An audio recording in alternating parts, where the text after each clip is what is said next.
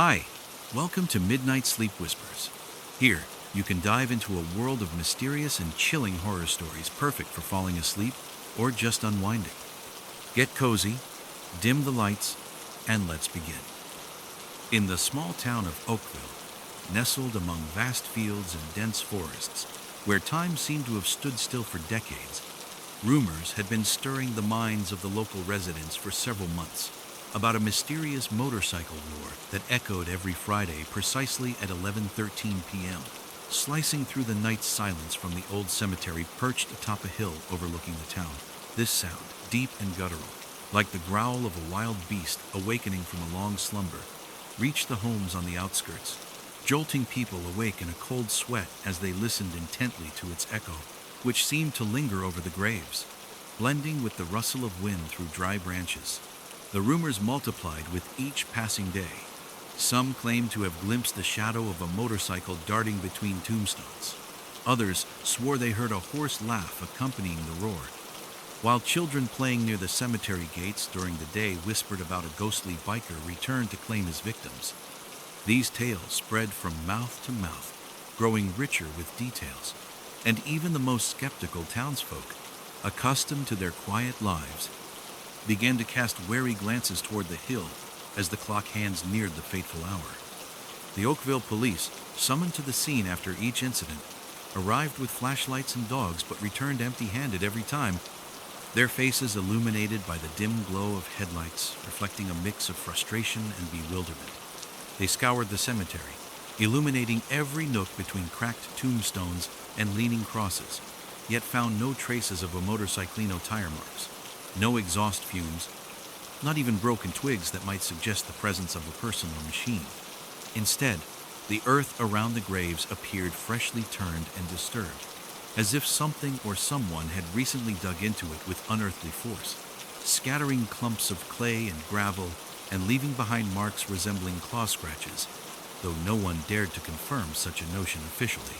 The open graves, their lids shifted or completely shattered, gaped in the darkness like wounds on the earth's surface, and the air above them felt heavy, saturated with an ominous presence that drove even the bravest officers to quicken their pace, fleeing the cemetery before midnight to avoid witnessing the next roar.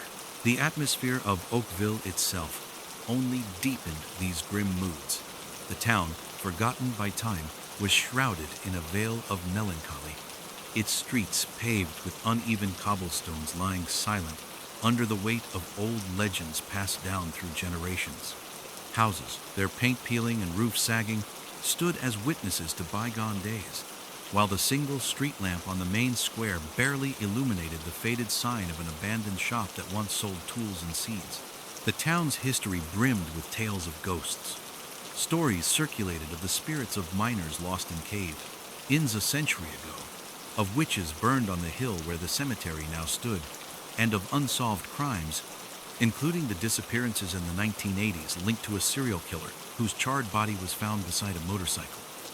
These narratives, woven into the daily rhythm, the creak of carts, the tolling of the old church bell, and the rustle of leaves, created an aura where reality and the supernatural intertwined so closely that even skeptics began to believe the old cemetery harbored a secret beyond explanation by mere wind or imagination.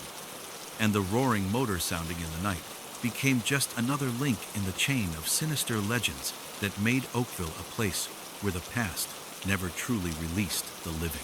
Logan Hart, a man whose life had been carved from the asphalt of highways and tempered by the wind, now spent his days in solitude in a modest, slightly run-down cottage on the outskirts of Oakville, where the silence, broken only by the rustle of leaves and the occasional patter of rain on the roof, had become his new reality. A former biker and retired detective, he was a figure whose fame, once resounding on racetracks and in police stations, had faded, leaving behind only an echo in the memories of the local townsfolk. His home, humble and a bit weathered, was filled with trophies from long-past races-worn medals hanging on nails and dust-covered cups standing on a shelf beside faded photographs capturing his youth. Logan, in a leather jacket, with thick dark hair tied back in a ponytail, proudly astride his Harley, surrounded by a boisterous crew of bikers whose faces, etched with wind and smiles, brimmed with life. Now his hair, graying and thinning, was gathered into a short ponytail, and his face, lined with deep wrinkles, told the story of years spent under the sun and intense investigations.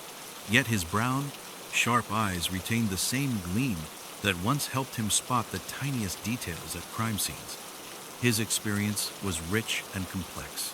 As a detective, Logan had been involved in investigating mysterious cases, from disappearances in abandoned houses to unexplained deaths that locals attributed to curses and ghosts.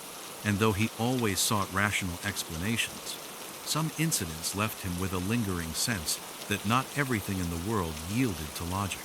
His connection to the biker subculture, where he had spent his youth racing along highways and participating in underground rallies, made him particularly attuned to the rumors of a motorcycle roar from the cemetery, a sound that resonated in his soul like an old friend, stirring memories of freedom and danger. But now, tinged with the darkness of local legends, it sounded like a challenge. This bond, combined with his professional instincts, compelled him to listen intently to every word from neighbors discussing strange events, and his fingers, accustomed to gripping the handlebars, involuntarily clenched whenever he imagined what mystery might lie behind the rumble that the police couldn't explain. Within Logan, however, raged an internal conflict that he carefully concealed even from himself. On one hand, he yearned for peace-quiet evenings with a cup of black coffee, where he could sift through memories without the burden of new enigmas, and his body, weary from old wounds and sleepless nights, begged him to leave the past behind. On the other hand, the drive to unravel mysteries, which had once made him an exceptional detective, refused to let go, smoldering deep within like embers ready to flare at the slightest spark. The rumors about the cemetery became that spark, and each time he gazed at his Harley, parked in the garage and coated with a thin layer of dust, he felt the tug-of-war between his desire for tranquility and the temptation to don his helmet once more and head to a place where danger awaited, along with a chance to prove to himself that he was still the same Logan who feared no unknown, even if it was shrouded in the darkness of the old cemetery. Logan Hart sat in the quiet confines of his home on the outskirts of Oakville, where the faint moonlight seeped through the curtains, casting long shadows across the worn wooden floor. When he once again overheard the neighbors gathered for tea by the fence, their voices laced with worry and whispers, recounting tales of a strange motorcycle roar emanating from the old cemetery every Friday at 11:13 p.m. Their murmurs, tinged with unease, filtered through the thin walls. And though Logan was accustomed to treating such stories with a measure of skepticism, a trait honed by years as a detective, something, in their words, struck a chord, stirring a vague sensation that this mystery might be entwined with his own past, with those years when, as a detective, he had encountered shadows that defied the laws of this world. Determined to quell his doubts and investigate the rumors himself, he rose from his chair with slow but resolute movements and headed to the garage, where dust and silence preserved his old Harley, its black frame gleaming faintly under the dim light of a bulb despite years of neglect. In the garage, redolent with the scent of oil and aged rubber, Logan handled the motorcycle with the tenderness reserved for an old friend, removing the cover that had gathered a delicate web of cobwebs and running his hand over the cold metal to check its condition. He pressed the pedal, inspected the tires slightly underinflated but still sturdy, and confirmed that some gasoline remained in the tank from past rides, though it carried a faint whiff of time. He opened a toolbox, pulling out a worn leather jacket, its surface etched with scratches and stains like a map of his life, and slipped it on, feeling the familiar aroma of leather and gasoline envelop him, transporting him back to the days when he raced down highways, fearless of speed or fate. The jacket, a bit snug due to the weight he'd gained with age, still fit him with a certain dignity, and as Logan zipped it up, he caught his reflection in the grimy garage, mirror his face carved with wrinkles and eyes brimming with a mix of fatigue and the fire that once blazed in his youth. His mood was complex, woven from threads of skepticism inherited from his detective years and a premonition rising from the depths of memory. Like an echo of old cases where intuition had saved him where logic failed, He didn't believe in ghosts or the supernatural, but something in the roar of a motor that no one could trace resonated within his soul, hinting at an unsolved mystery, perhaps linked to the serial killer case from 1986 that he had once handled, but left unresolved due to a lack of evidence. As he mounted the Harley, his hands, accustomed to the handlebars, trembled slightly, not from fear, but from anticipation, reminiscent of his younger days when, donning a helmet, he sped to crime scenes, knowing each minute could change everything. In that moment, as he started the engine, Logan felt the old adrenaline surge back, mingling with his doubts. And though he rode toward the cemetery to debunk a myth, deep down he sensed that this night might mark the beginning of something that would upend his life. A thought that, like a cold wind, chilled him to the bone as he headed toward the gates where the unknown awaited. Logan Hart rolled up to the old cemetery in Oakville at exactly 11:10 p.m., just as night had fully claimed the hill. The dim moonlight, filtered through torn clouds, cast pale glimmers on the wet asphalt, which shimmered like black glass after a recent rain. The low, rhythmic rumble of his Harley's engine cut sharply through the heavy silence of the night, silence so thick it pressed against his ears like a weighted blanket. Only the occasional rustle of leaves stirred by the breeze broke the stillness, amplifying the sense that the world around him was holding its breath. The sound of the engine, deep and resonant, echoed across the hillside, bouncing off the ancient trees whose bare limbs, gnarled like crooked fingers, clawed at the sky. Logan sat astride the bike, feeling the hum of the motor pulse through his body, awakening old instincts, but also making his heart beat just a little faster, with the growing sense that something was off. As he approached the cemetery, gates rusted, warped by time, and pocked with patches of corrosion. They looked like they could collapse from a single push. But instead, they creaked open on their own, slowly, mournfully, with a long groan that echoed across the landscape like the cry of forgotten souls calling out to him. The sound crawled down his spine, sending a chill that made him grip the handlebars tighter. His fingers, seasoned by years of clutching steel, tensed, and for the first time in ages, his worn leather jacket felt far too thin against the creeping cold, not just in the air, but in the very atmosphere. The gates finally stilled, yawning open to reveal the path inside. Logan took a deep breath and rolled forward, his Harley gliding gently across the slick road, leaving faint, dark streaks behind on the gleaming surface. The scene that unfolded before him was soaked in shadow and silence. The rain-slick asphalt mirrored the faint moonlight, creating the illusion of an endless black mirror. Shadows of headstones crooked and cracked like ancient bones jutting from the earth slid across the ground. The air hung motionless and thick, heavy with the scent of damp soil and something faintly sweet and rotting, a smell that clung to the back of his throat. There wasn't a soul in sight, no rustle of animals, no distant bark of a dog from town. Just the shadows, long and sinister, stretching from the gravestones like living things, seeming to twitch and lean toward his movement. The silence pressed in on all sides, nearly tangible, and every noise from his bike, every small rattle, even the soft scrape of the chain rang out louder than it should have, as if the cemetery itself were listening, breathing, watching him through the cracked stone eyes of its ancient monuments. And as Logan finally stopped near the entrance, he felt his usual skepticism start to crumble under the weight of something he couldn't yet name but could no longer deny. At exactly 11:13 p.m., as the hands of Logan's old wristwatch aligned with the fateful hour, the suffocating silence of Oakville Cemetery shattered suddenly and subtly by a faint, barely audible buzzing. It rose through the damp night air like a whisper from underground, spreading an eerie, vibrating hum that slowly filled the darkness with something unplaceable. At first, it was distant, no, louder than a swarm of bees far beyond the hills, but with every passing second, it intensified, building into a low drone. It soon became a thick, resonant thrum, like a swarm of mosquitoes whose wings seemed to crawl beneath the skin, triggering a prickling sensation that sent shivers across Logan's body. The sound pulsed low and steady, reverberating between the gravestones, bouncing off cracked marble and gnarled branches. Its rhythm unnatural and alive made the air itself seemed to tremble, as if the earth beneath was breathing in sync with this sinister chorus. Then, from nowhere born of mist and shadow, a dark cloud of insects began to rise above the cemetery. Dense, black, and writhing, it swirled over the graves where the earth was freshly turned. Clumps of clay lay scattered like the aftermath of some unseen force that had been digging in the night. The swarm moved with eerie precision, thousands of tiny bodies flying in perfect unison.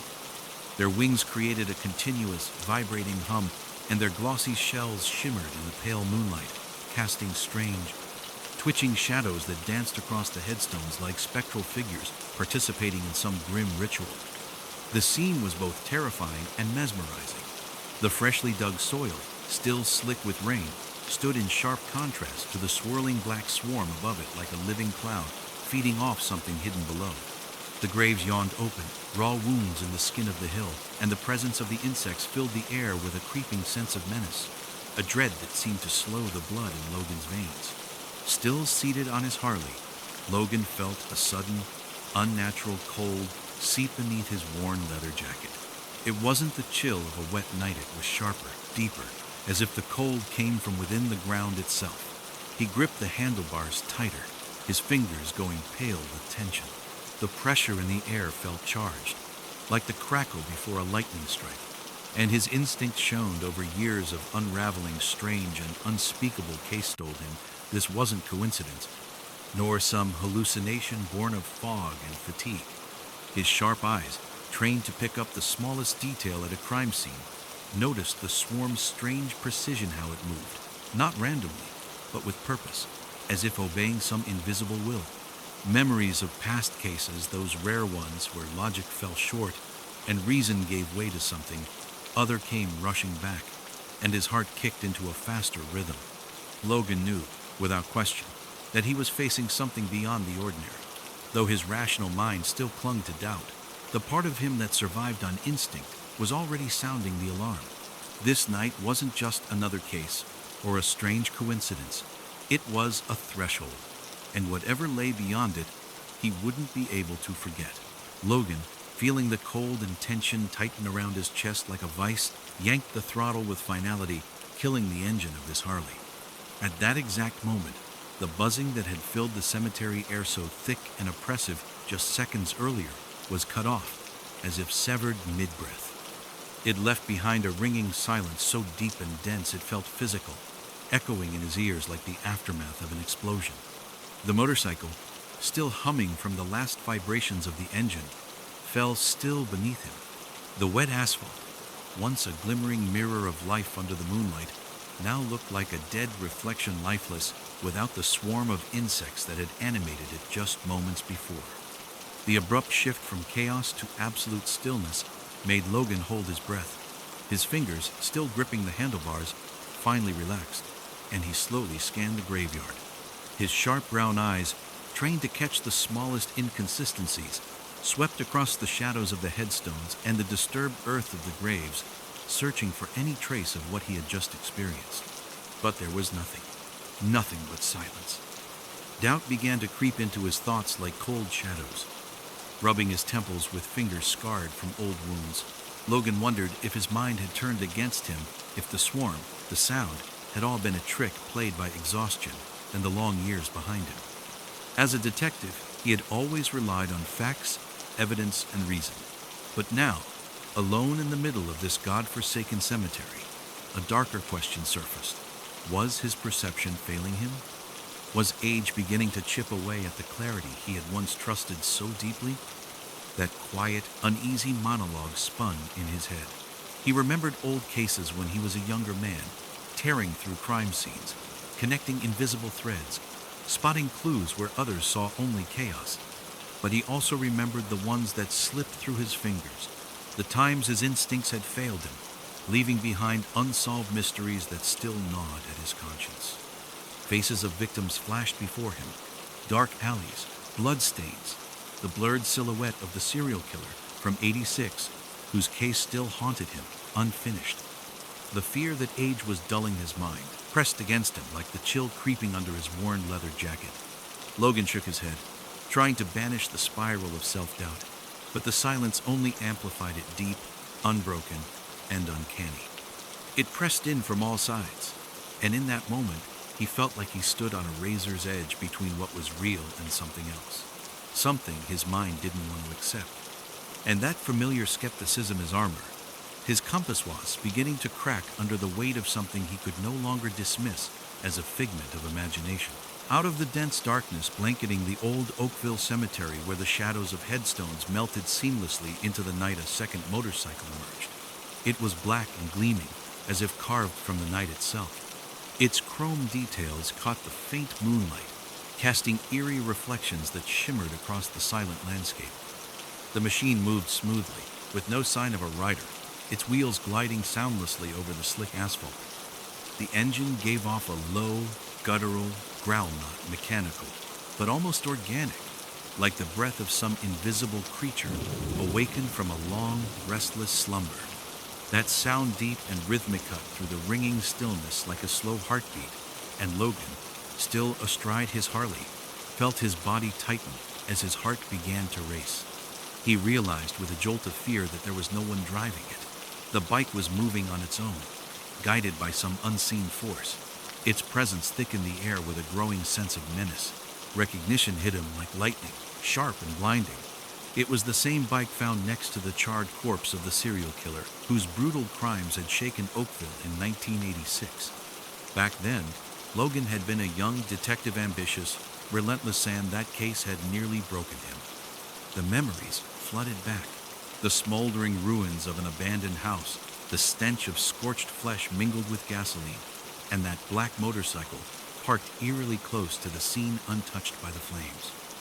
Its mirrors had been covered in strange, oily smudges that no one could ever explain. Logan had seen that bike with his own eyes, and now, watching it glide silently across the cemetery, he felt a surge of emotion, fear, guilt, and the stubborn pull of professional curiosity. The bike had returned, not just as a machine, but as a relic of a past he had never truly laid to rest. His hands, still gripping the handlebars, began to tremble, and the leather jacket that had always felt like armor now seemed far too thin to protect him from whatever was standing before him. His mind, always a fortress of logic, began to crack under the weight of something that defied everything he understood. The bike came to a stop directly across from Logan, its tires halting just a few yards away. And then on the side mirror appeared a single mosquito. Its tiny wings quivered with a faint buzz, echoing the memory of the swarm that had filled the air moments earlier. Then a second, then a third. Their black, glistening bodies clung to the cold metal like harbingers of something far greater lurking just beyond sight. Small as they were, their presence carried weight and ominous signal, a whisper of what lay beneath the surface. Logan felt the air around him thicken, the chill he'd sensed earlier now sharpened, cutting beneath his skin. Each mosquito, with its still, unblinking eyes, seemed less like an insect and more like a sentinel watching, waiting. His detective's instincts screamed that this wasn't some hallucination. This was part of something larger, and though his rational mind clung desperately to skepticism, his gut knew the truth. This motorcycle and whatever rode with it was a key to something long buried, and discovering the truth might cost him far more than he was prepared to lose on this cold, silent night. From beneath the earth of the old Oakville cemetery where damp soil held centuries of secrets and silence, sharp, thunderous cracks suddenly rang out as if the ground itself was being torn apart by some invisible pressure. From the gaping rupture, a figure began to rise, cloaked in a living darkness that seemed to writhe and breathe on its own. Clumps of earth tumbled away, revealing blackened skin stretched tight over limbs, cracked and gleaming like charred armor. Its arms reached upward slowly, covered in deep, jagged grooves, from which darkness itself seemed to ooze thick and pulsing like the blood of something long dead. Atop the figure sat a helmet splintered and deformed, like a scorched skull. Its visor, fractured and laced with a spiderweb of cracks, caught the faint moonlight, and from behind it glowed a dull red light, growing brighter as the figure took clearer shape. It moved with haunting purpose, rising in silence like a nightmare returning to life, and Logan, still frozen on his Harley, felt his body lock up as his heart pounded violently the pulse thudding against his temples. The form before him resembled a man, but lacked any trace of human warmth. Then a voice pierced his consciousness. It wasn't heard, it was felt. Deep and resonant, it echoed from within his skull, vibrating through his bones and making his teeth clench under invisible pressure. The voice was cold, accusatory, and ancient. It spoke of failure, a forgotten mistake from long ago, one that Logan, for all his years of service, had never been able to make right. Each word sliced through him like a blade, reopening wounds he had buried deep.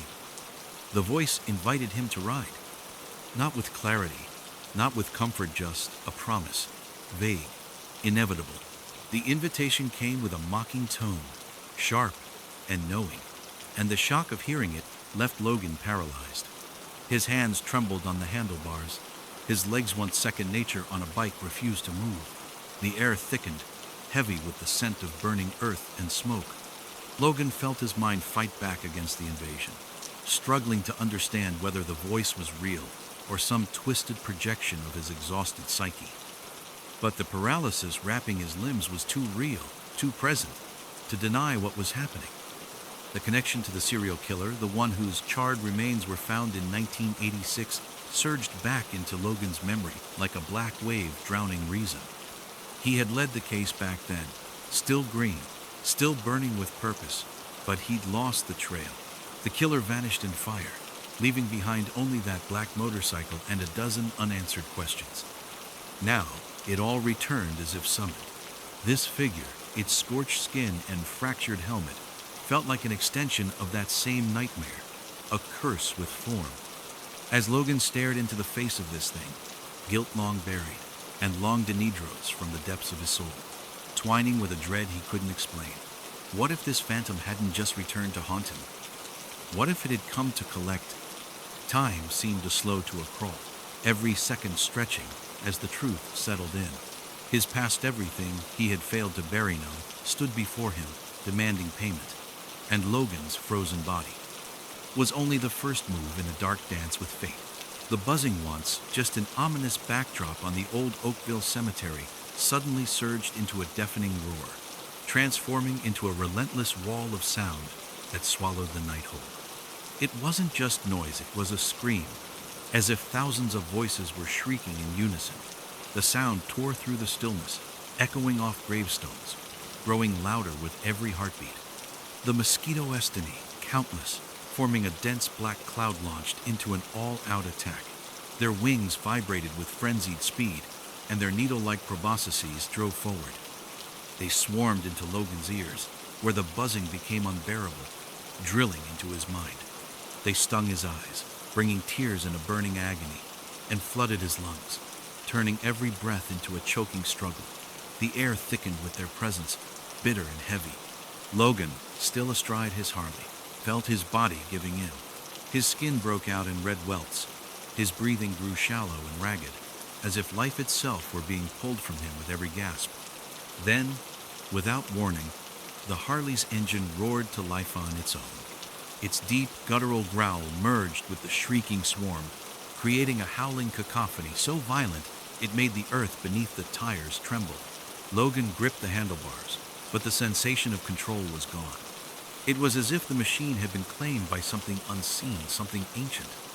He tried to scream some final defiant cry, but his throat closed. The suffocation tightened around his neck, stealing his voice. His mouth opened, but only a faint rasp escaped, swallowed instantly by the noise around him. His will, sharpened by years as a detective and a free-spirited rider, began to falter. The mind that once held firm through crime scenes and chaos was now unraveling beneath the assault of the swarm. He felt it clearly. His body was no longer his own. He was becoming a puppet, strung up by something dark and unknowable, something that had risen from the depths of the earth, where that figure in charred black still stood, silently watching his collapse. The physical breakdown hit with brutal force. Logan's body trembled, muscles seizing in spasms.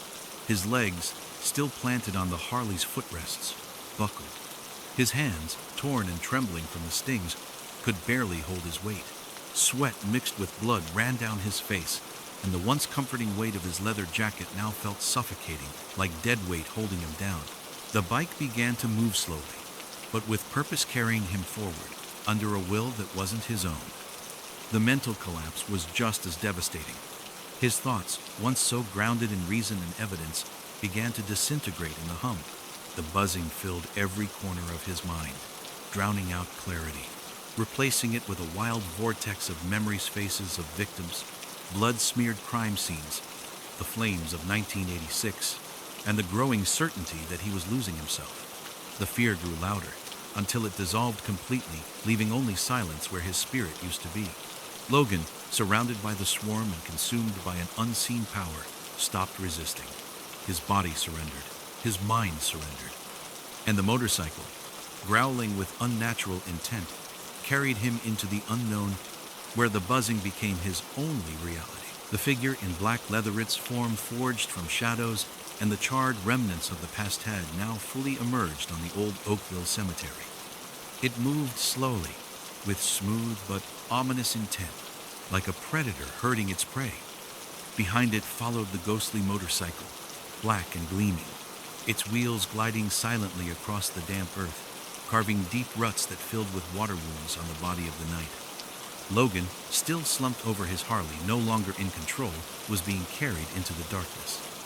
His bike, now obeying an unseen force, trailed behind the Phantom, its engine rumbling like a low growl that echoed between the gravestones. Together they disappeared into the thick fog that veiled the far edge of the cemetery, where the silhouettes of trees melted into the shadows, hiding all from view. The tracks left behind deep, uneven stretched across the soil, and the water pooling in them caught the moonlight, creating the illusion of blood-stained streaks. The air, thick with the scent of smoke and damp earth, grew heavier with every passing second, until the figure and both motorcycles vanished completely, leaving behind only the fading echo of their departure. The cemetery, which moments before had trembled with the roar and buzz of chaos, sank into silence deep and oppressive as if the ground itself had drawn breath and now held it, waiting.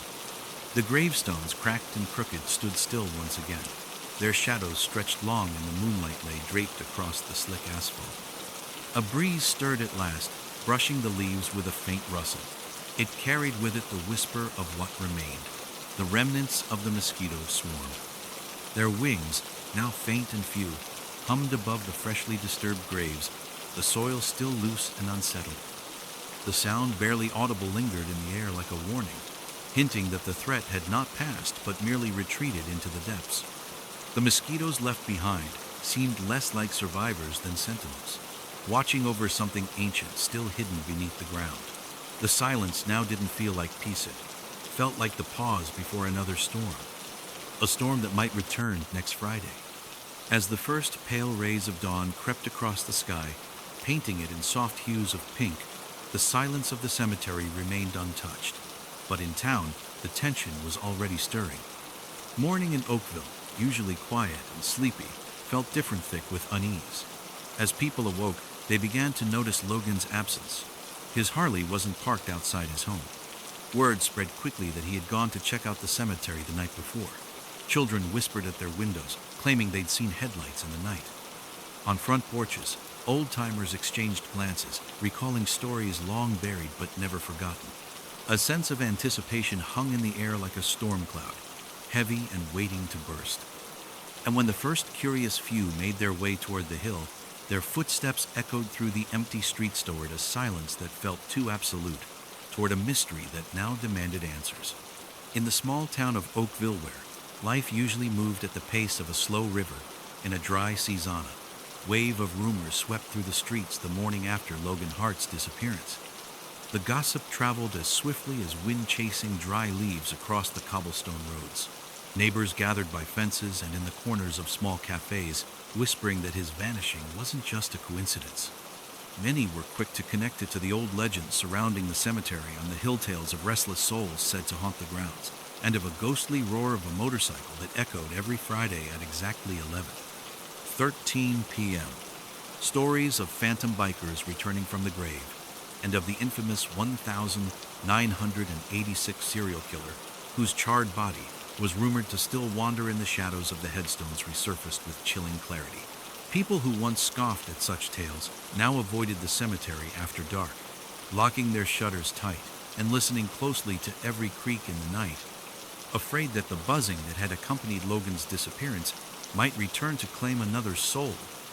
Back at Logan's quiet home on the edge of town, where dusty trophies and old photographs now stood as silent witnesses to his absentee's family, sat in uneasy silence. Their faces, bathed in the dim glow of a single lamp, were etched with grief and confusion. His sister, fingers tracing the edges of his leather jacket left hanging over a chair, couldn't shake the feeling that he had somehow seen this coming. Meanwhile, his former colleagues, retired detectives from nearby towns, gathered around the kitchen table, sifting through yellowed case files, hoping to find the smallest clue that might tie this to Logan's past. But there was nothing. No signs of a struggle, no notes, just his empty Harley parked in silence, a single mosquito clinging to its rearview mirror, and a strange claw mark etched into the gas tank. The case had hit a dead end. Years of experience and sharp investigative instincts meant nothing in the face of a mystery that felt pulled from folklore, not police reports. As the day wore on, the tension in town grew. The shadows of evening stretched longer with every hour, and although the day had remained calm, the air was thick with an uneasy anticipation. Some swore they could hear a faint buzzing drifting down from the hill, barely audible, but enough to send them home earlier than usual. Children whispered at their windows that they had seen the silhouette of a motorcycle on the horizon. The suggestion that the buzzing might return the same haunting hum that accompanied Logan's disappearance hung over Oakville like an invisible threat. Fear gripped the town, making people glance over their shoulders even at midday. And as the sun began to sink, casting the town in deepening twilight, Oakville was left steeped in the uneasy merging of old legends and a new, unsolved mystery. In the town of Oakville, where the only sounds that typically disturbed the quiet were the creak of wagons and the distant chime of the old church bell, a wave of rumors swept through the streets with the first light of morning following Logan Hart's disappearance. The gossip spread like wildfire through neighborhoods of peeling paint and narrow cobblestone alleys. Locals gathered by fences or behind the counters of small shops, whispering that his vanishing was no accident. They linked it to the old legends about the cemetery on the hill tales of sinners' souls who never found peace, and the ghostly roar of a motorcycle that was said to echo every Friday at 11:13 p.m., now transformed into a symbol of something beyond understanding. Stories of ghost riders clawing their way back from the grave, and of the infamous 1,986 serial killer, his charred body, rumored to still drift among the headstones surfaced once more. Even the staunchest skeptics began avoiding the cemetery after dark, locking their doors and windows tight, straining to hear every creak and whisper, afraid that Logan's shadower, the shadow of his Harley, might rise from the dark to claim another soul. At Logan's modest home on the outskirts of town, where dusty racing trophies and faded photographs from his youth now stood as silent monuments to his absences, family sat in quiet turmoil. Their faces, lit by the soft glow of a desk lamp, bore a mix of grief and disbelief. His sister, gently tracing the worn edges of the leather jacket still hanging on a chair, searched its faded creases for answers. His mother, seated at the window, stared at the empty road where his Harley usually stood, silently hoping to see him ride home again. Old colleagues, retired detectives from nearby towns sat at the kitchen table, spreading out old case files and notes, trying to connect the dots between his disappearance and his past. But there were no clues, no signs of struggle, no letter, just the motorcycle with a single mosquito clinging to the mirror and a strange claw mark etched into the gas tank. The investigation hit a wall. Years of experience of tracking suspects and reading evidence meant nothing here. This mystery felt torn from the pages of local folklore, not the casebooks of real-world detectives. And as the hours ticked by, all they could do was sit in silent frustration, watching the shadows grow longer. Tension in Oakville thickened with every hour. As dusk began to fall, the quiet of the day turned heavy with the weight of unspoken fears, like the hush before a storm. Some townsfolk swore they heard a faint buzzing drifting from the hill, barely audible, but unsettling enough to send them inside earlier than usual. Children peeking through curtains whispered about a shadow moving through the trees. That subtle return of the buzzing, that same sound that had accompanied Logan's disappearance, hung over Oakville like an invisible threat. It magnified the town's fear, made people glance nervously over their shoulders even at noon. And as the sun dipped toward the horizon, casting long shadows across the streets, Oakville slipped into a twilight where old legends and a fresh mystery bled into one chilling expectation. An expectation that the buzzing of the dead might return again, to claim the next soul who dared to approach the hill. On the following Friday, as the clock hands in Oakville crept once more toward the fateful hour of 11:13 p.m., the silence of night was suddenly pierced by the distant roar of a motorcycle engine echoing from the hill where the old cemetery stood. The sound, deep, hollow, and resonant, trolled over the town like the echo of a long-forgotten nightmare, stirring fresh memories of Logan Hart's recent disappearance. Though muffled by distance and the heavy mist crawling across the fields, the roar was unmistakable. Its presence made hearts tighten and shutters slam shut even harder, for no one in the fear-stricken town dared step outside to investigate. Children pressed their faces to darkened windows, wide-eyed and frozen. Adults sat in the half-lit stillness of their living rooms, glancing at one another without speaking, barely breathing, clinging to the hope that it was only the wind playing tricks. But deep down, they all knew the truth. The wind in Oakville had never sounded like that. And that knowledge spread like a cold shadow, draping itself over the town, leaving it suspended in quiet, choking anticipation. Meanwhile, in the garage of Logan's house, where his Harley had sat untouched since that cursed morning, the deep, jagged claw mark on the gas tank suddenly began to glow. A dim red light pulsed from it, soft but steady, like a slow heartbeat. It cast flickering shadows across the dusty walls, stirring cobwebs that hadn't moved in years.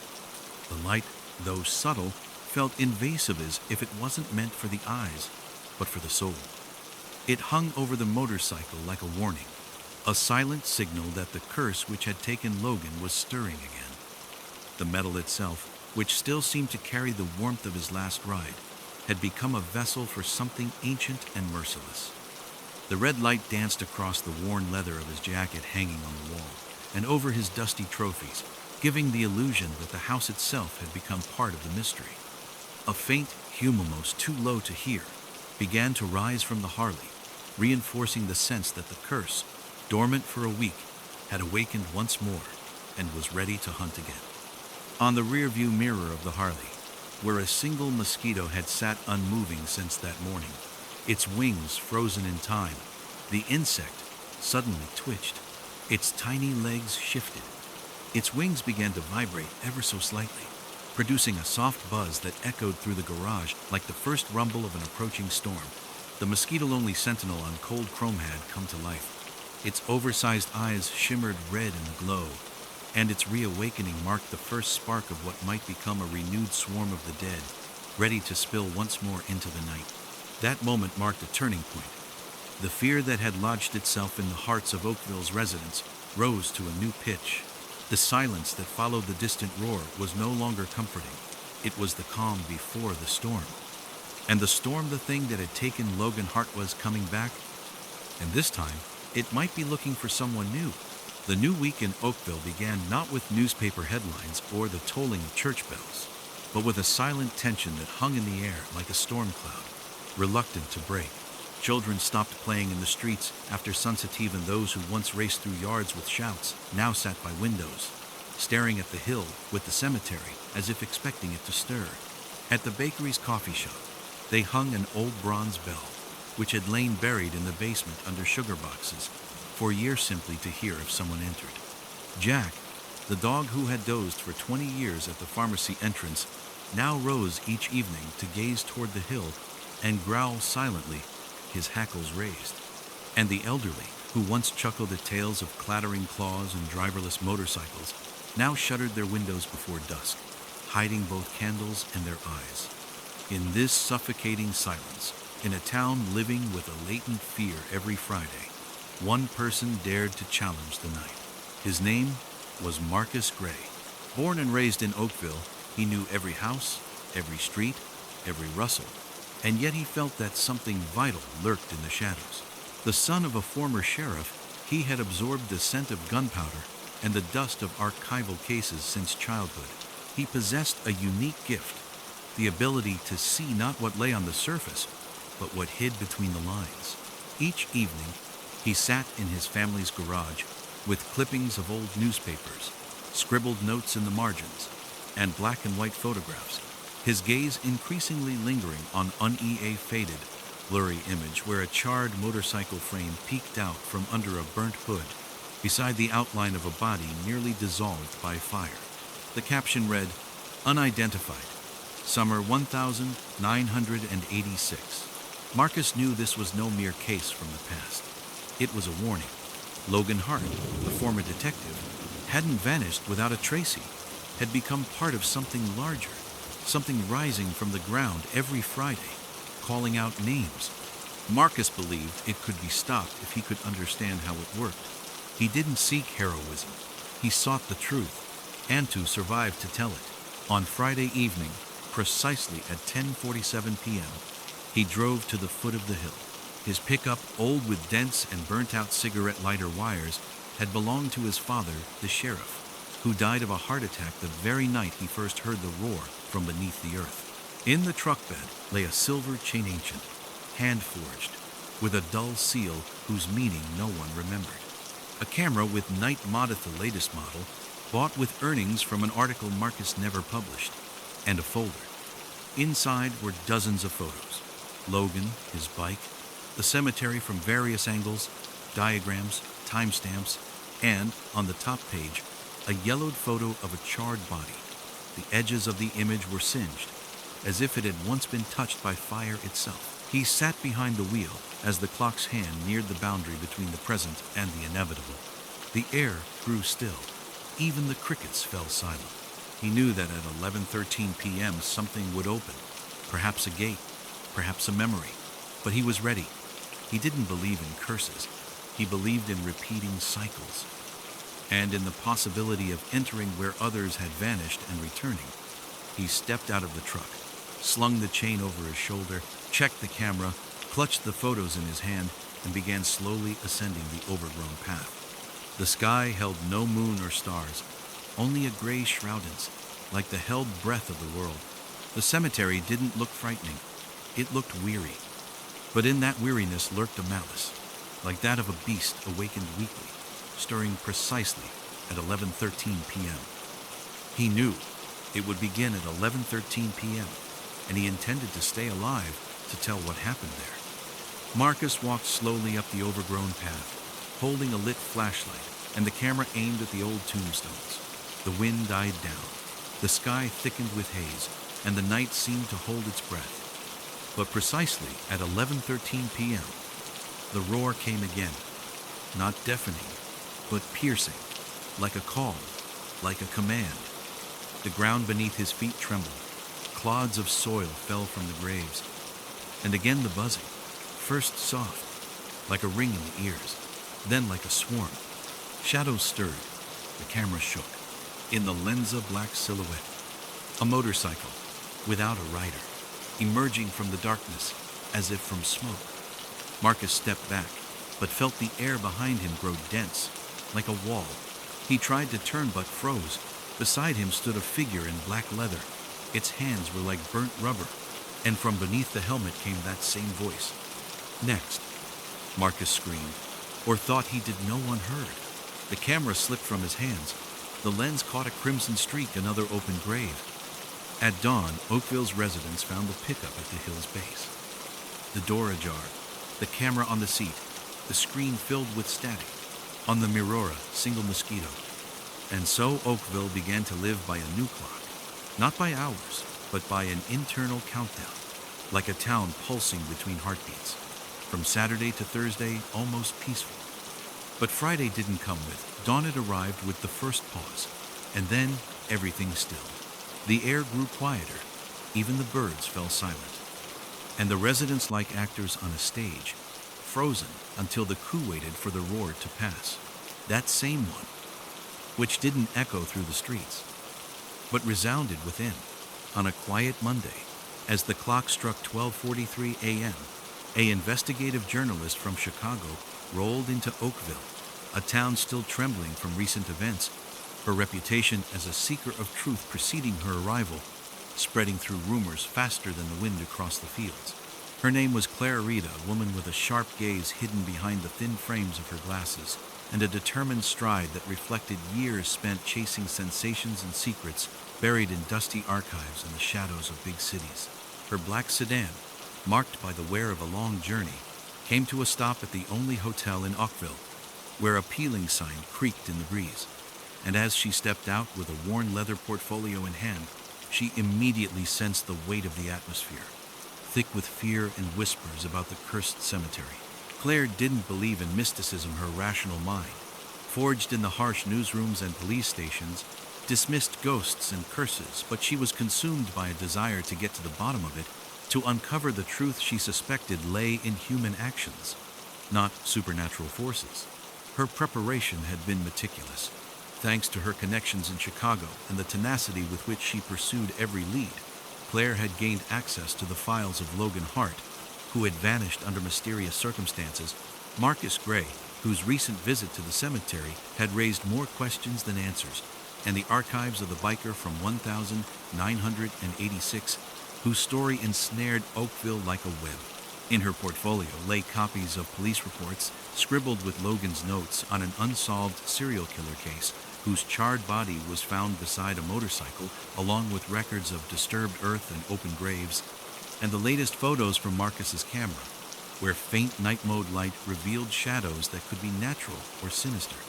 She sifted through these documents in her hotel room, illuminated by a dim lamp, her fingers, accustomed to pen and keyboard, tracing the pages to note inconsistencies and connections the police might have missed.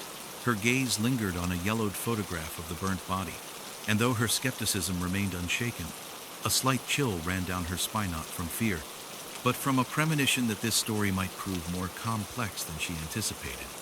Claire resolved to proceed methodically. She planned to interview witnesses, visit the cemetery by day to examine the traces, and scour local archives for hidden details about the 1986 events. She had no interest in ghost stories or the buzzing of the dead. She sought a human trail, perhaps a criminal network or a long-forgotten crime someone had tried to bury. In the morning, as the first rays of sunlight pierced through the curtains, she stepped outside, her footsteps echoing along the deserted streets, where residents, catching sight of her, averted their eyes as if fearing her investigation might stir up even greater darkness.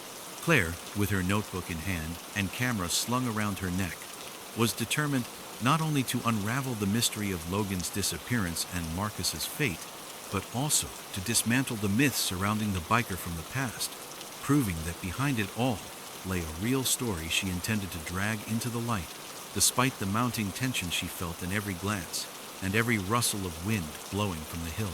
On the anniversary of Logan Hart's disappearance, when a grim silence settled over Oakville, steeped in the shadows of the past, Marcus Gray suddenly appeared on the town's narrow street, his return striking like lightning, tearing through the veil of fear that cloaked the residents.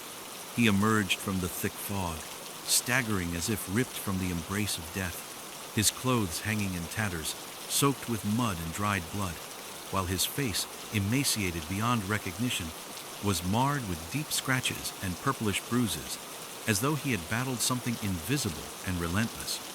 His eyes, once brimming with stubbornness, now burned with a feverish gleam, framed by dark hollows, and his breath, hoarse and ragged, burst from his chest, as if he were fleeing something that granted him no respite. It seemed he had returned from the grave, bearing the imprint of a sinister force, and passers-by, spotting him from a distance, hurriedly slammed their doors shut, whispering that he had become part of the darkness that had swallowed Logan. Marcus, leaning on a crooked lamppost, struggled to reach the hotel where Claire Reed was staying, collapsing on the threshold, his trembling hands clutching the doorframe and leaving muddy smears on the wood. With great effort, he lifted his head and began to speak, his voice raspy and broken, as if torn from the depths of his subconscious, recounting the nightmare he had endured. He mentioned the silver chain he had brought to the cemetery, how it had glowed in the darkness, holding back an unseen threat, only to shatter into pieces under the pressure of something inhuman, leaving him defenseless. His words flowed in a torrent, describing voice-slow and multi-toned that echoed in his mind, whispering the names of Oakville's residents, including his own, and Claire's, as if these shadowy entities were compiling a list for their hunt. He spoke of figures in black leather moving among the graves, and of the buzzing of mosquitoes that infiltrated his mind, attempting to bend his will until he escaped their grasp with his last ounce of strength, abandoning his camera and photos to the clutches of darkness. With immense effort, Marcus turned to Claire, standing in the doorway with her notebook in hand. His gaze, heavy with grim resolve, warned her of the danger looming over the town and pleaded with her to leave Oakville before it was too late. He described how the voices grew louder each day, how they knew who she was, and that they would come for everyone who remained, especially those whose names had already been spoken. But Claire, with her steadfast gaze and determined expression, did not budge her presence, an act of unyielding will, despite the chill that ran down her spine at the sight of the emaciated Marcus. She looked at him without averting her eyes, and though his tale of the chain, the voices, and the names sounded like delirium, her journalistic instinct told her that a truth lay beneath it, one she was determined to uncover. In the air, thick with dampness and tension, lingered a sense that Marcus's return was not a salvation but a harbinger of something even more sinister, poised to erupt from the cemetery, where the darkness seemed to be gathering strength, awaiting the next move to complete what had begun with Logan's disappearance. On a Friday night, as a thick darkness settled over Oakville, saturated with foreboding and a cold wind, Claire Reed, driven by unyielding determination, ascended the hill to the old cemetery, her steps firm and confident, echoing across the damp earth strewn with fallen leaves. In her hands, she clutched a worn dictaphone, ready to capture every word and sound, and a small pendant found among Logan Hart's belongings, a silver amulet etched with a symbol, which she had discovered in his tattered jacket, hidden among old notes, and which now chilled her fingers as if holding echoes of his fate. Her rational mind still rejected mysticism, but her journalist's instinct propelled her forward, toward the place where Logan and Marcus had vanished, toward a mystery she intended to unravel, despite the mounting pressure in the air, heavy with moisture and unseen shadows.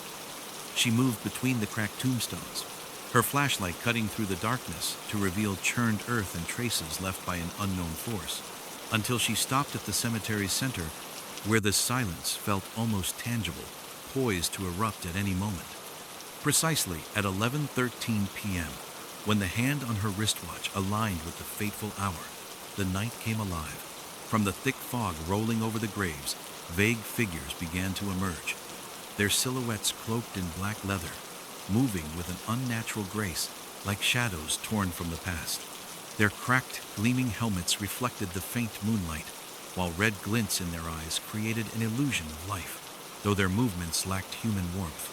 Claire, holding her breath, raised the dictaphone, her fingers trembling with tension, but before she could record anything, a voice sounded in her head deep, multi-toned, and penetrating, as if emanating from within her skull, filling her mind with an echo that set her teeth chattering.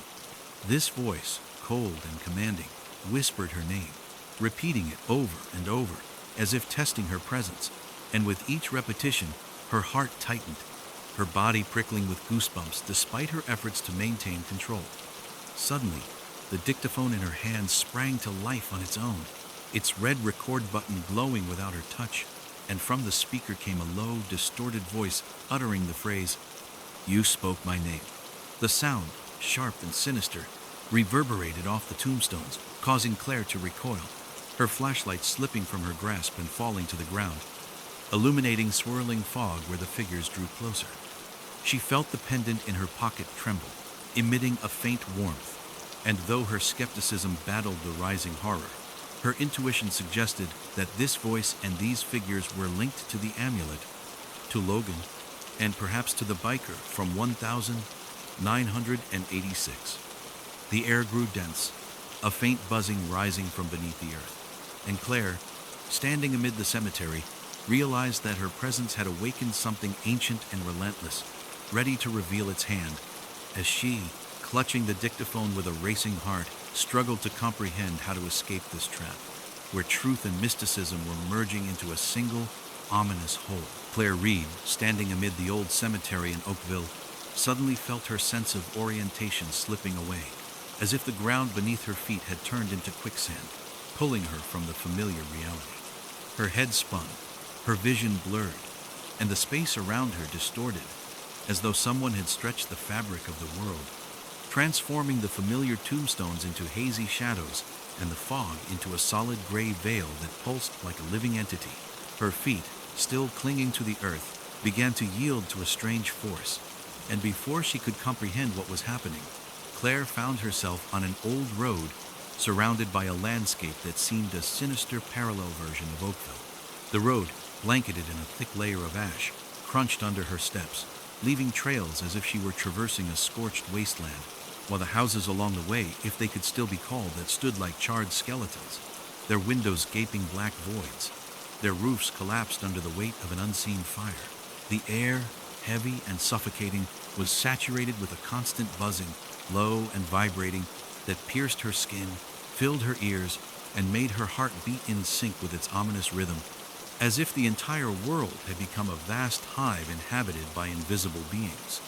The ash, light and gray, settled on her jacket and hair, leaving a bitter taste on her lips, while around her there was not a single sign of Lefeno birds, no rustle of wind, only a dead silence broken by this buzzing, which seemed alive, watching her every move.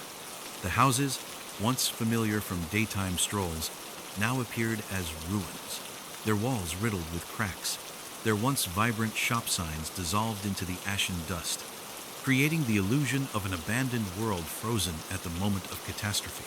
Claire, clutching her dictaphone, felt Logan's pendant, still hanging in her pocket, tremble more intensely, emitting a faint warmth, as if trying to guide or warn her.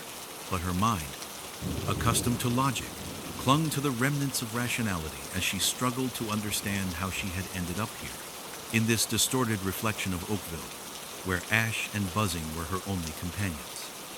Then she heard a voice deep, resonant, penetrating her consciousness as if emanating from the ash-laden air.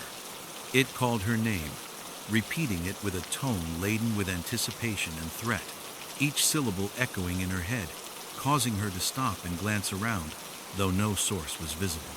The voice, low and multi-toned, as if belonging not to a single entity but to a chorus of shadows, drew her forward, promising answers to the questions she sought, yet simultaneously filling her soul with a chill that made her body tremble. Claire, her skepticism still wrestling with the rising fear, took a step forward, her boots crunching through the ash, the dictaphone in her hands recording every sound, as she, guided by the voice and surrounded by this strange world, moved toward the unknown, where the truth about Logan, Marcus, and the biker from 1986 seemed poised to unfold, but at a cost she had yet to comprehend. In the depths of memories and tattered records unearthed from Oakville's archives, along with flashbacks surfacing in the minds of those who had encountered his shadow, a grim tale gradually unfolded about the killer of 1986. A man whose life was woven from the roar of engines and an obsession with racing that transformed him into something more than mere mortal. His name was Raymond Kane, known among bikers as Black Wind for his relentless speed and dark reputation, and he was consumed by the idea of conquering death, spending nights poring over ancient texts and rituals rumored to have been discovered in an abandoned mine on the city's outskirts. His obsession reached its zenith when, standing on the brink of ruin after a devastating accident that left his body battered, he struck a deal with an unknown force lurking in the cemetery's shadows of pact, promising him eternal life in exchange for service, with the purpose of gathering those who did not complete their journey, souls cut short prematurely or left indebted to fate. This deal, performed on a moonlit night under the open sky where he traced symbols in the earth with his blood, altered him forever. His motorcycle, A sleek black Harley became a conduit between worlds, a means by which he could cross the threshold between the living and the dead, collecting souls for his new mistress. After the ritual, his once broken body gained unnatural strength, his skin turning rough like scorched bark, and his eyes igniting with a red fire that mirrored his new essence. He began his nocturnal raids, appearing at the cemetery every Friday at 11:13 p.m., when time grew weak, taking with him those whose names whispered in his mind, people whose lives had ended unfinished, like Logan, whose fate was tied to an unsolved case, or Marcus, who dared to challenge the unknown. His bike, infused with dark energy, left traces the police couldn't explain, while the buzzing that accompanied his presence was the echo of the souls he had already gathered, trapped within his metallic frame. Records found among Logan's belongings and fragments of 1,986 witnesses' recollections, including the charred body discovered beside the motorcycle after a mysterious fire, hinted that the deal had turned against him. The flames that consumed his physical form did not destroy his essence, but instead strengthened his bond with the other world, making him an eternal hunter, tethered to the cemetery and its grim rituals. His bike, preserved intact through the blaze, became more than a machine. It was a portal through which he returned to continue his work, and each new roar of the engine served as a summons for the next soul he intended to claim. This story, woven from flashbacks and notes, painted the portrait of a man whose thirst for eternity had turned him into a curse. Is his motorcycle, a symbol linking Oakville to a realm of shadows, where buzzing and voices became the guides of his endless path. As the mysteries of Oakville unraveled like the pages of an ancient book weathered by time, it became clear that the silver chain Marcus Gray had brought to the cemetery was no mere chance find, but part of an old ritual rooted in the dark times when the first settlers of this region encountered an unknown evil lurking beneath the earth. This chain, forged from pure silver and etched with symbols whose lines seemed to pulse with life under the moonlight, had been created as a seal, designed to restrain an ancient force imprisoned in the depths of the hill where the old cemetery stood as a silent guardian.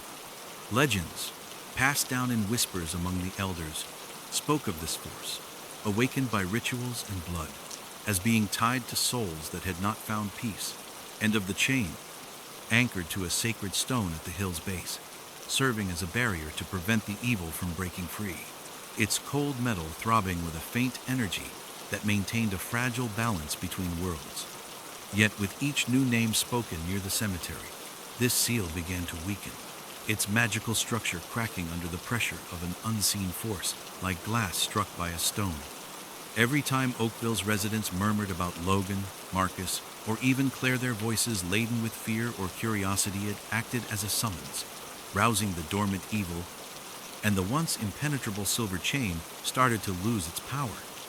Its links, coated with the patina of centuries, trembled as names echoed among the tombstones, and with each sound, invisible fissures spread across its surface, undermining the ancient barrier.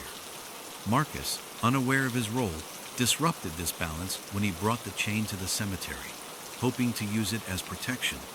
But his presence and the names he uttered, his own and those of others he mentioned, became a catalyst, accelerating the seal's disintegration.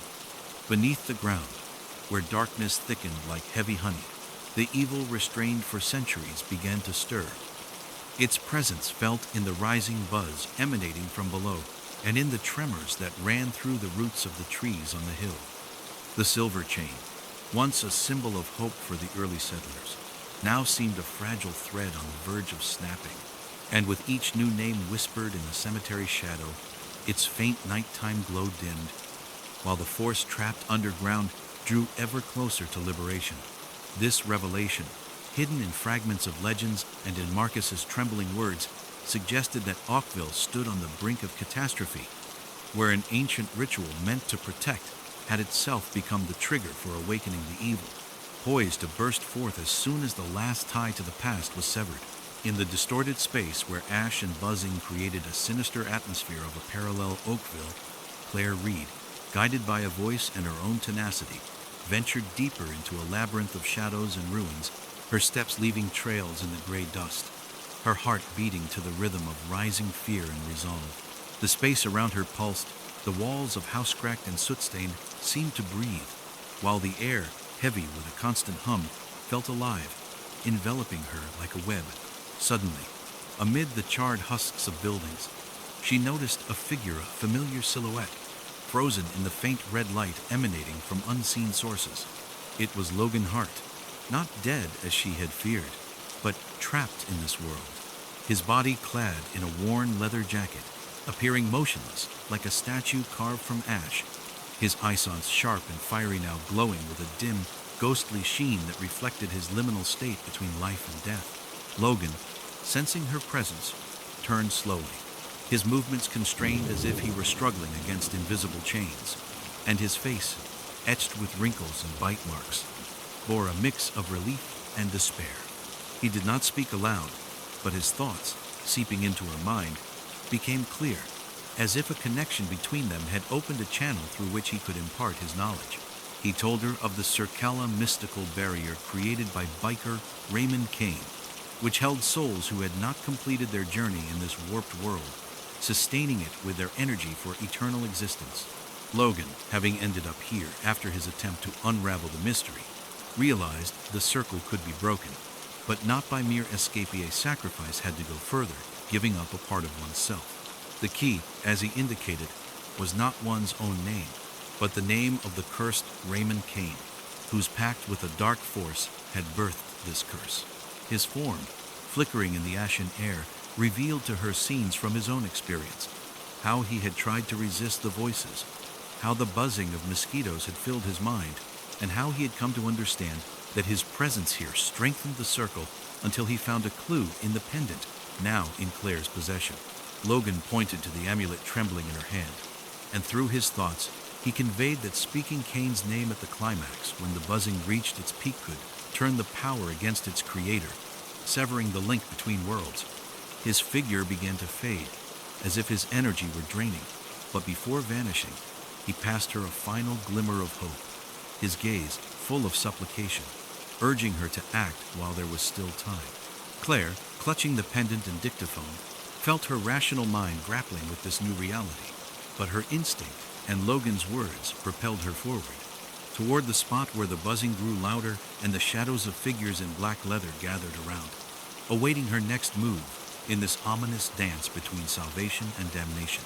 Claire, driven by courage and resolve, returned to Oakville, her steps firm and confident, echoing through the deserted streets, where fear still lingered in the air like a heavy cloud. She brought with her Marcus, her exhausted brother, whose eyes, despite his fatigue, glowed with renewed hope, and though Logan Hart remained trapped in the distorted space, his presence was felt in mental impulses seeping into Claire's mind through the pendant she now wore around her neck. Together with a small group of residents gathered at the foot of the hill where the old cemetery loomed, they resolved to end the curse, uniting their strength in a single front against the darkness threatening their town. In their hands was a silver chain, painstakingly reassembled from fragments, and Logan's amulet, its symbols glowing with a faint but steady light, promising salvation if the ritual was performed correctly. Precisely at 11:13 p.m., when the clock's hand aligned with the fateful hour, the group assembled around the sacred stone at the cemetery's base, forming a circle where each held a link of the chain, feeling the cold metal transfer to their fingers, binding them as one. Claire, standing at the center, raised the pendant, her voice steady and clear as she spoke the name of Raymond Kane, the cursed biker whose pact had birthed this nightmare. And in that moment, Logan, through her mind, guided her actions, amplifying the ritual with his will. The residents, gripping the chain, felt the ground beneath them tremble, and the buzzing that had filled the air began to fade, giving way to a silence that felt almost sacred. The atmosphere, heavy with tension, cleared, and for the first time in years, the roar of the Enginei symbol of terror did not sound, leaving the cemetery in an unusual, almost unfamiliar quiet, broken only by the rustle of leaves. The mosquitoes, whose swarms had been the curse's guardians, began to vanish, their buzzing dissolving into the air like smoke carried off by the wind, and the last insects, trembling, fell to the ground, turning to ash that dispersed instantly. The tombstones, cracked and somber, stood still, their shadows cast by the moonlight no longer seeming menacing, while the sacred stone, encircled by the chain, emitted a faint glow, as if confirming that the seal had been restored. Claire, her face illuminated by a mix of relief and exhaustion, felt the tension drain from her body, while Marcus, leaning on his sister, gazed at the cemetery with newfound hope, sensing that their efforts had not been in vain. Logan, whose presence gradually faded from her consciousness, left a final warmth in the pendant as a farewell sign, and though he did not return physically, his spirit seemed to find peace. The silence that settled over the hill brought the first sense of peace in a long time, and the residents, releasing the chain, stood in quiet unity, knowing that the night, at last, belonged to them, not to the shadows of the past. A month had passed, and over Oakville finally descended a long-awaited silence, soft and soothing, as if the town had shed the heavy cloak of fear that had enveloped it for weeks. The streets, once filled with whispers and wary glances, came alive again with their usual rhythm. Children played at sunset, dogs dozed by doorsteps, and the residents, breathing a sigh of relief, began to forget the shadows of the cemetery, where Claire Gray's ritual and the silver chain seemed to have sealed the ancient evil for good. The tombstones on the hill, cracked and silent, stood under the sun's rays, their shadows no longer menacing, while the buzzing of mosquitoes, once a symbol of the curse, had vanished, leaving only the rustle of leaves dancing in the wind. The people of Oakville, including Claire and Marcus, started building a new life, believing the nightmare was behind them, and even Logan's pendant, now resting in Claire's hands as a memento, ceased to tremble, as if confirming that balance had been restored. But that same evening, in another town nestled among hills and forests, where the air was thick with dampness and ancient legends, at another cemetery as old and abandoned as Oakville's, the night's silence was suddenly shattered by a familiar roar of an engine. It happened precisely at 11:13 p.m., when the clock's hand aligned with the fateful hour, and the sound, deep and resonant, rolled over the hill, stirring echoes among the ancient trees and causing the local residents' hearts to tighten with a sense of dread. The roar, akin to the growl of a wild beast unleashed from underground, emanated from the cemetery's depths, where fog clung to the graves and the cracked tombstones cast long, ominous shadows in the faint moonlight. Hearing the noise, the residents hurriedly locked their doors, their faces illuminated by the dim glow of candles reflecting a mix of fear and recognition, as if they recalled stories they had once dismissed as fairy tales. Not far from the cemetery gates, among sparse trees, stood a parked bike, black and gleaming, its chrome details reflecting the moonlight in a play of flickers that seemed almost hypnotic. On the rear-view mirror, coated with a thin layer of dust, perched a single mosquito, its tiny wings motionless, but its eyes unnaturally large for an insect glinted in the darkness, reflecting an eerie red sheen. This lone sentinel on the cold metal seemed a harbinger, its presence suggesting that the curse Claire and the others believed vanquished in Oakville had merely shifted, finding a new home in this forgotten place. The air around the bike trembled with a faint buzzing, barely perceptible yet unsettling enough to send a chill through anyone who dared approach. A realization dawning that the darkness tied to Raymond Kane continued its sinister journey, leaving traces poised to begin collecting new names on its endless list.